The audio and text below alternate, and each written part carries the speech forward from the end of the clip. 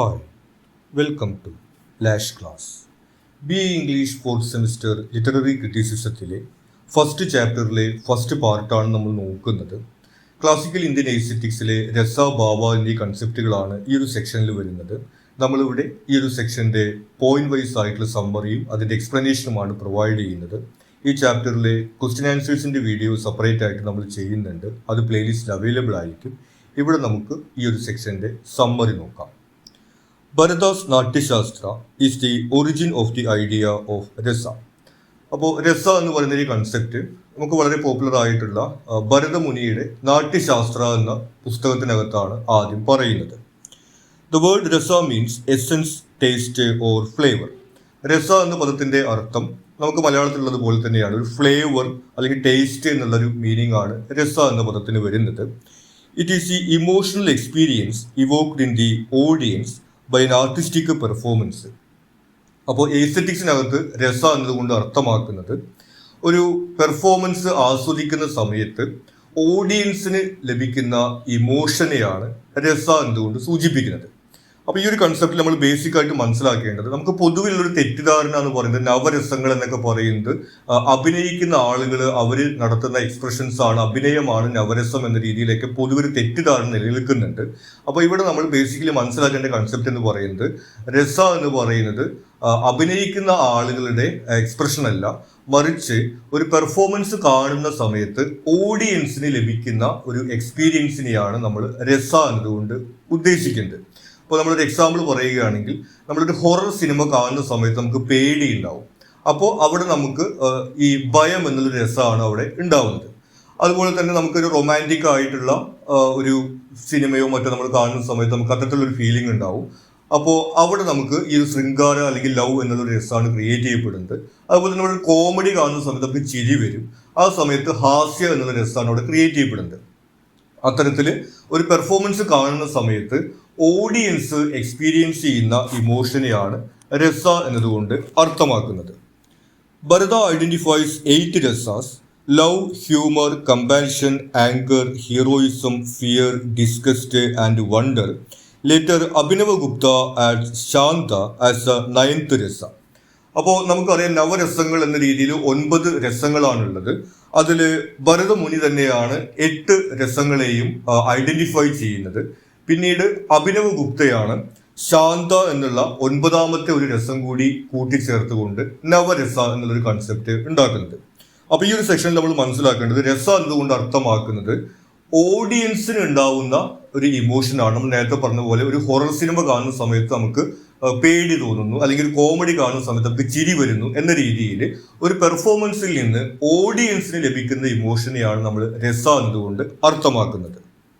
രസ is universal and aesthetic experience of emotions. For example, the sadness felt during A tragic play is different from personal pain. പിന്നീട് പറയുന്നത് ഈ audience അനുഭവിക്കുന്ന ഈ ഒരു emotional experience personal എക്സ്പീരിയൻസിൽ നിന്ന് വ്യത്യസ്തമാണ്. അതായത് രസ എന്ന് പറയുന്നത് ഒരു യൂണിവേഴ്സൽ ആയിട്ടുള്ള എസ്തെറ്റിക് ആയിട്ടുള്ള എക്സ്പീരിയൻസ് ആണ്. നമ്മൾ കുറച്ചുകൂടി വ്യക്തമായിട്ട് എക്സ്പ്ലെയിൻ ചെയ്യുകയാണെങ്കിൽ, ഇപ്പോൾ ഭയം എന്ന് പറയുന്നത്, പേടി എന്ന് പറയുന്നത് ഒരു നെഗറ്റീവ് ആയിട്ടുള്ള ഫീലിംഗ് ആണ്, നമുക്ക് ഇഷ്ടമില്ലാത്തൊരു കാര്യമാണ് എന്ന് നമുക്ക് അറിയാവുന്നതാണ്. എങ്കിൽ തന്നെയും നമ്മുടെ കയ്യിലിരിക്കുന്ന ക്യാഷ് കൊടുത്തുകൊണ്ട് നമ്മളിൽ പലരും ഹൊറർ സിനിമ കാണാൻ വേണ്ടിയിട്ടൊക്കെ പോവാറുണ്ട്. അപ്പോൾ ആ ഒരു സമയത്ത് നമുക്ക് വ്യക്തിപരമായിട്ട് ഭയം ഉണ്ടാവുന്ന സമയത്ത് നമുക്കത് ഇഷ്ടപ്പെടുന്നില്ല. പക്ഷെ ഒരു ആർട്ടിസ്റ്റിക് പെർഫോമൻസിന്റെ ഭാഗമായിട്ട് ഈ ഭയം ഉണ്ടാവുന്ന സമയത്ത് നമുക്കത് എൻജോയ് ചെയ്യാൻ വേണ്ടി സാധിക്കുന്നുണ്ടെന്നൊരു ഡിഫറൻസ് നമുക്ക് ഇവിടെ കാണാൻ സാധിക്കും. അപ്പോൾ അതുകൊണ്ടാണ് ഈ രസ എന്ന് പറയുന്നത് ഒരു യൂണിവേഴ്സൽ എസ്തെറ്റിക് എക്സ്പീരിയൻസ് ആണെന്ന് പറയുന്നത്. അത് നമ്മുടെ പേഴ്സണൽ ഇമോഷനിൽ നിന്ന് വ്യത്യസ്തമാണ്. അതിപ്പോൾ ഒരു ട്രാജിക് സ്റ്റോറിയിൽ നിന്നുള്ള ഒരു ദുഃഖമായാലും, അതുപോലെ നേരത്തെ സൂചിപ്പിച്ച പോലെ ഒരു ഹൊററിൽ നിന്നുള്ള ഒരു ഭയമായാലും, ഇത്തരം ഇമോഷൻസ് എല്ലാം തന്നെ നമ്മുടെ പേഴ്സണൽ എക്സ്പീരിയൻസിൽ നിന്ന് വ്യത്യസ്തമാണ്. ഒരു ആർട്ടിസ്റ്റിക് പെർഫോമൻസിന്റെ ഭാഗമായിട്ട് നമുക്ക് ആ ഒരു ഇമോഷൻ ഉണ്ടാകുന്ന സമയത്ത് അതൊരു യൂണിവേഴ്സൽ എസ്തെറ്റിക് എക്സ്പീരിയൻസ് ആയിട്ടാണ് അനുഭവപ്പെടുന്നതെന്ന് പറയുന്നു. Abhinav Gupta compares this pleasure to a spiritual experience. പിന്നീട് അഭിനവ് ഗുപ്ത ഈ ഒരു യൂണിവേഴ്സൽ ആയിട്ടുള്ള ഈ ഒരു ഇമോഷണൽ എക്സ്പീരിയൻസിനെ ഒരു സ്പിരിച്വൽ എക്സ്പീരിയൻസ് ആയിട്ട് കമ്പയർ ചെയ്യുന്നു, ഒരു ആത്മീയ അനുഭവമായിട്ട് കമ്പയർ ചെയ്യുന്നു. He says that the joy of rasa feels like experiencing Brahman, a state of pure bliss.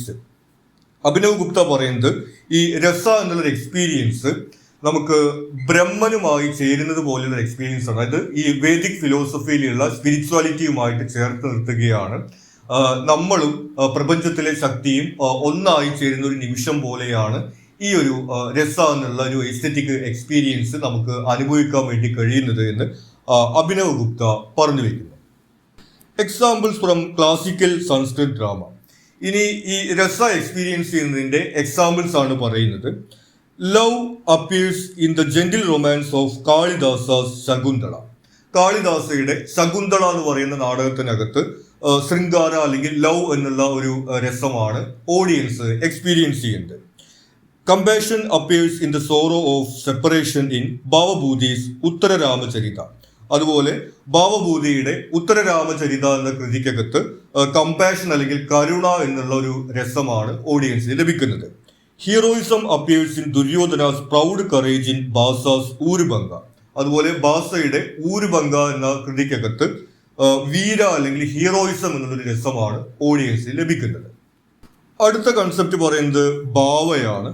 ഭാവ is the emotion expressed by the actor. It refers to any state of mind or feeling. Bhava എന്ന് പറയുന്നത് നമ്മൾ മലയാളത്തിൽ ഭാവം അല്ലെങ്കിൽ മുഖഭാവം എന്നൊക്കെ അർത്ഥത്തിൽ ഉപയോഗിക്കുന്ന അതേ ഒരു മീനിങ് തന്നെയാണ് വരുന്നത്. ആക്ടേഴ്സ് ഈ ഇമോഷൻസ് എക്സ്പ്രസ് ചെയ്യുന്നതിനെയാണ് അല്ലെങ്കിൽ അഭിനയിച്ച് കാണിക്കുന്നതിനെയാണ് ഭാവ എന്നതുകൊണ്ട് അർത്ഥമാക്കുന്നത്. Bharata divides bhavas into 3 groups. അപ്പോൾ ഈ നാട്യശാസ്ത്രജ്ഞകത്ത് ഈ ഭാവയെ അല്ലെങ്കിൽ ആക്ടേഴ്സിന്റെ ഈ എക്സ്പ്രഷനെ 3ആയിട്ട് തരംതിരിക്കുന്നുണ്ട്. ആദ്യത്തേത് വരുന്നത് സ്ഥായി ഭാവ അല്ലെങ്കിൽ പെർമനന്റ് ഇമോഷൻസ് ആണ്. Stable feelings like love, anger and sorrow that remain at the centre of a performance. Sthayi bhava എന്ന് പറയുന്നത് ഒരു പെർഫോമൻസിനകത്തുള്ള പെർമനന്റ് ആയിട്ടുള്ള സെൻട്രൽ ആയിട്ടുള്ള ഇമോഷൻ ആണ്. അതായത് ഇപ്പോൾ നമ്മളൊരു റൊമാൻറ്റിക് സ്റ്റോറി ആണെന്നുണ്ടെങ്കിൽ സ്വാഭാവികമായിട്ടും ശൃംഗാര അല്ലെങ്കിൽ ലവ് എന്നുള്ള ഒരു ഇമോഷൻ ആയിരിക്കും അവിടെ ഏറ്റവും കൂടുതലായിട്ട് ഉണ്ടായിരിക്കുക. അതുപോലെ തന്നെ ഒരു ഹൊറർ സ്റ്റോറി ആണെന്നുണ്ടെങ്കിൽ അവിടെ ഒരു ഫിയർ അല്ലെങ്കിൽ ഭയം എന്നുള്ള ഒരു ഇമോഷൻ ആയിരിക്കും കൂടുതലായിട്ട് ഉണ്ടായിരിക്കുക. അപ്പോൾ അത്തരത്തിൽ ഒരു പെർഫോമൻസിന്റെ ഏറ്റവും സെൻട്രൽ ആയിട്ടുള്ള പെർമനന്റ് ആയിട്ട് നിൽക്കുന്ന ഒരു ഇമോഷനെയാണ് സ്ഥായി ഭാവ എന്നതുകൊണ്ട് അർത്ഥമാക്കുന്നത്. പിന്നെ വരുന്നത് വ്യഭിചാരി ഭാവയാണ് അല്ലെങ്കിൽ transitory states. Passing moods such as jealousy, anxiety, fatigue or doubt that support the main emotion. Vyabhichari bhava എന്ന് പറയുന്നത് ട്രാൻസിറ്ററി സ്റ്റേറ്റ് ആണ്. അതായത് സ്ഥിരമായിട്ട് നിൽക്കാതെ ഇടയ്ക്കിടയ്ക്ക് ഈ പെർഫോമൻസിനകത്ത് വന്നുപോയിക്കൊണ്ടിരിക്കുന്ന ഭാവങ്ങളാണ് ഈ വ്യഭിചാരി ഭാവം എന്നുകൊണ്ട് ഉദ്ദേശിക്കുന്നത്. അതിനകത്ത് ഈ ജലസി, ആങ്സൈറ്റി, ഫാറ്റീഗ് തുടങ്ങിയിട്ടുള്ള കാര്യങ്ങളൊക്കെ വരുന്നു. അതായത് ഇപ്പോൾ നമ്മളൊരു റൊമാൻറ്റിക് സ്റ്റോറിയാണ് ചെയ്യുന്നുണ്ടെങ്കിൽ കഥ തുടങ്ങിയിട്ട് കഥ കഴിയുന്നത് വരെ ഈ കാമുകന്മാർ ശൃംഗരിച്ചിരിക്കുന്നതിനെ കൊണ്ട് മാത്രം പറഞ്ഞു കഴിഞ്ഞിട്ടുണ്ടെങ്കിൽ അത് ആളുകൾക്ക് ബോറിംഗ് ആയിരിക്കും, അത് എഫക്റ്റീവ് ആവില്ല എന്ന് നമുക്കറിയാം. അപ്പോൾ അത് എഫക്റ്റീവ് ആവണമെങ്കിൽ ഇടയ്ക്ക് അവർ തമ്മിലൊരു പിണക്കം ഉണ്ടാവണം.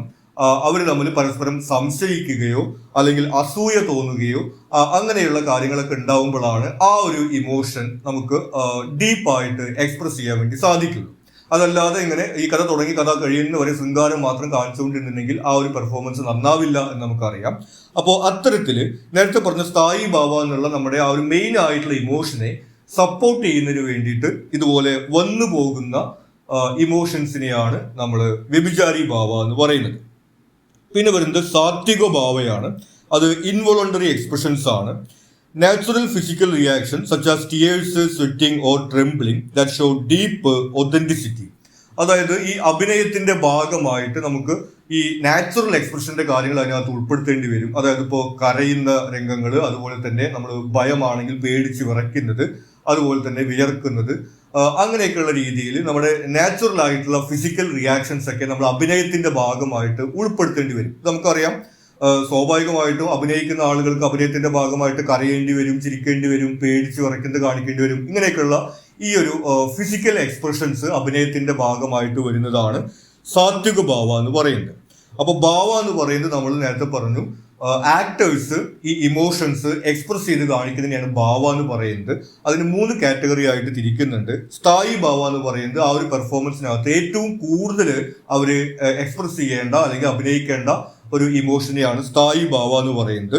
വ്യഭിചാരി ഭാവ എന്ന് പറയുന്നത് ട്രാൻസിറ്ററി ആയിട്ട് ഇടയ്ക്കിടയ്ക്ക് വന്നു പോകുന്ന ഭാവങ്ങളാണ്. നമ്മൾ നേരത്തെ പറഞ്ഞു ഈ ഒരു റൊമാൻറ്റിക് ആയിട്ടുള്ള ഒരു ഫീലിംഗ് ആണ് കാണിക്കുന്നുണ്ടെങ്കിൽ അതിനകത്ത് ഇടയ്ക്ക് ഈ ഒരു പിണക്കവും അതുപോലെ തന്നെ വഴക്കൊക്കെ കാണിക്കേണ്ടി വരും. അപ്പോൾ അത്തരത്തിലുള്ള ഈ ഭാവങ്ങളെയാണ് ഈ വ്യഭിചാരി ഭാവ എന്ന് കാണിക്കുന്നത്. പിന്നെ സാത്വിക ഭാവ എന്ന് പറയുന്നത് ഫിസിക്കൽ എക്സ്പ്രഷൻസ് നമ്മൾ അഭിനയിച്ച് കാണിക്കുന്നതാണ്. ഈ കരയുന്നത് അതുപോലെ തന്നെ പേടിച്ച് വിറയ്ക്കുന്നത് എന്നുള്ള രീതിയിലൊക്കെ ഫിസിക്കൽ എക്സ്പ്രഷൻസ് അഭിനയിച്ച് കാണിക്കുന്നതിനെയാണ് നമ്മൾ സാത്വിക ഭാവ എന്ന് പറയുന്നത്. These bhavas work together with vibhavas and anubhavas. ഇനി ഇതിന്റെ കൂടെ തന്നെ വരുന്ന മറ്റു രണ്ട് കൺസെപ്റ്റുകളാണ് വിഭവ, അനുഭവ എന്ന് പറയുന്നത്. വളരെ സിമ്പിൾ ആയിട്ടുള്ള കാര്യങ്ങളാണ്. വിഭവ എന്ന് പറയുന്നത് സെറ്റിങ്സ്, സിറ്റുവേഷൻസ് ഓർ ക്യാരക്ടേഴ്സ്. നമുക്ക് ഒരു പ്ലേയുടെ ഭാഗമായിട്ടുണ്ടാവുന്ന സെറ്റിങ്സ്, സ്റ്റേജിലെ സെറ്റിങ്സ് അല്ലെങ്കിൽ ആ സ്റ്റോറിയിലുള്ള ആ സിറ്റുവേഷൻസ്, ക്യാരക്ടേഴ്സ് തുടങ്ങിയിട്ടുള്ള കാര്യങ്ങളെയാണ് നമ്മൾ വിഭവ എന്ന് പറയുന്നത്. Anubhavas the acting such as gestures, facial expressions, tone of voice or movement. Anubhava എന്ന് പറയുന്നത് ആക്ടിങ് ആണ്. അതായത് നമ്മൾ ഫേഷ്യൽ എക്സ്പ്രഷൻസ് കാണിക്കുന്നത്, അതുപോലെ തന്നെ ഡയലോഗ് പറയുന്നത്, അതുപോലെ തന്നെ നമ്മുടെ ടോൺ ഓഫ് വോയിസ് തുടങ്ങിയിട്ടുള്ള അഭിനയത്തിന്റെ ഭാഗമായിട്ട് വരുന്ന കാര്യങ്ങളാണ് അനുഭവാസ് എന്ന് പറയുന്നത്. അപ്പോൾ നേരത്തെ പറഞ്ഞ ഈ ഭാവയും അതുപോലെ തന്നെ വിഭവയും അനുഭവയും ചേർന്നിട്ടാണ് നമ്മൾ ഓഡിയൻസിന് ഒരു ഇമോഷണൽ എക്സ്പീരിയൻസ് ആയിട്ടുള്ള രസ ക്രിയേറ്റ് ചെയ്യുന്നത്. When all these elements blend the audience experiences രസ. അപ്പോൾ നമ്മൾ നേരത്തെ പറഞ്ഞ പോലെ ഈ കാര്യങ്ങളൊക്കെ രസയുടെ സോഴ്സ് ആയിട്ടാണ് പ്രവർത്തിക്കുന്നത്. ഈ പറഞ്ഞിട്ടുള്ള ഭാവ അതുപോലെ വിഭവ, അനുഭവ തുടങ്ങിയിട്ടുള്ള കാര്യങ്ങൾ കൂടി ചേരുമ്പോഴാണ് ഓഡിയൻസിന് ആ ഒരു ഇമോഷണൽ എക്സ്പീരിയൻസ് ആയിട്ടുള്ള രസ ലഭിക്കുന്നതെന്ന് പറയുന്നു. This system highlights the psychological realism of Indian aesthetics. It demands that the actor does not merely imitate emotion, but fully embodies it with sincerity. അപ്പോൾ ഈ ഒരു സിസ്റ്റത്തിനകത്ത് നമ്മൾ കാണുന്നത് ഇന്ത്യൻ എസ്തെറ്റിക്സിനകത്തുള്ള സൈക്കോളജിക്കൽ റിയലിസം ആണ്.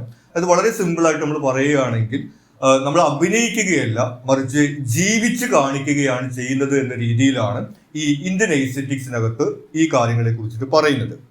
ഇത്രയുമാണ് നമുക്ക് ഈ ഒരു ചാപ്റ്ററിലെ ഫസ്റ്റ് സെക്ഷനിൽ നിന്ന് വരുന്നത്. അടുത്ത സെക്ഷൻസിന്റെ വീഡിയോസ് നമ്മൾ പ്ലേലിസ്റ്റിൽ ആഡ് ചെയ്യുന്നുണ്ട്. നിങ്ങൾക്ക് മറ്റെന്തെങ്കിലും സംശയങ്ങളോ സജഷൻസോ ഉണ്ടെങ്കിൽ നിങ്ങൾ കമന്റ് ചെയ്യുക. കൂടാതെ ചാനൽ നിങ്ങളൊരു സബ്സ്ക്രൈബ് ചെയ്തിട്ടില്ലെങ്കിൽ സബ്സ്ക്രൈബ് ചെയ്യുക. Thank you.